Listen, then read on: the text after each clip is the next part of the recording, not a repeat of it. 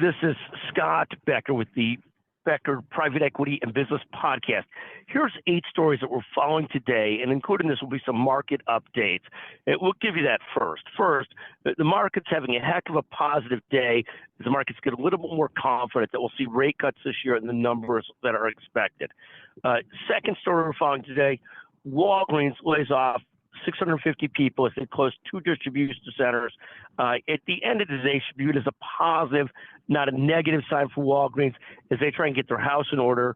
Their stock is still down about 20% year to date. Third, year to date, the NASDAQ is up 8.18%. The S&P is up 7.89%. So far, those are still going well this year. Fourth, the markets dropped on Friday. Today, a nice rebound day for the markets.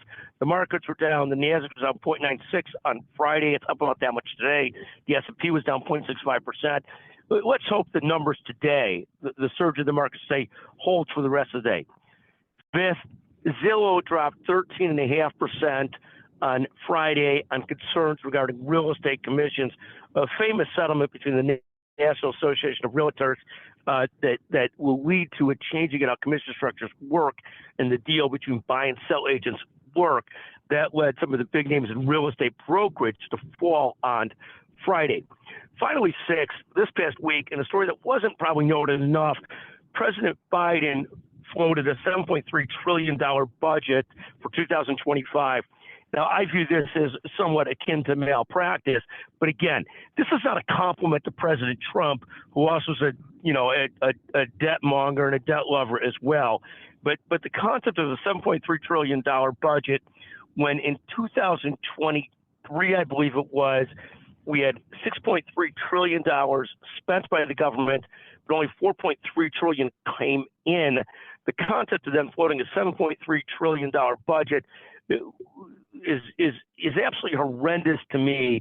Again, it's going to lead the country further into debt, makes it harder to fight inflation. I view it as essentially leadership malpractice. And again, it's not just a knock on Joe Biden.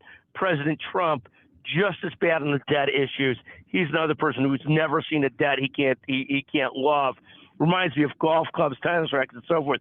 I've never seen golf clubs and tennis rackets. I don't think are going to change my life. They never do, of course. President Trump and President Biden have never, from my mind, from what I could see, have never seen more debt that they don't love, unless it's the other guy piling on the debt. The seventh story we're following today is the largest market cap companies remain these 5: Microsoft, then Apple, NVIDIA, Amazon, and Google. Google, by the way, is up significantly today. Microsoft's up about 10.77% year to date. Of those 5, of the top 5 market cap companies, only Apple's down 10.34% year to date, but I think up today. The 8th story I'm following is the largest companies by revenue. Again, Walmart still is number 1, then Amazon, then Berkshire Hathaway, then Apple, which is down 10.34% year to date, and United Health Group, which is also down almost 7% year to date. Walmart, number 1, is up. Its stock is up 50.47% year to date, but that's the largest company in the U.S. by sales. Again, these are 8 of the stories we're following today. As I noted earlier, as I spliced in, if you listen to this all the way through, and you're the first person to text Scott Becker 773-766-5322, I'll send you a 100-hour Amazon gift certificate. You can't be someone who's picked up the gift certificate recently. Thank you so much for listening to the Becker Private Equity and Business Podcast.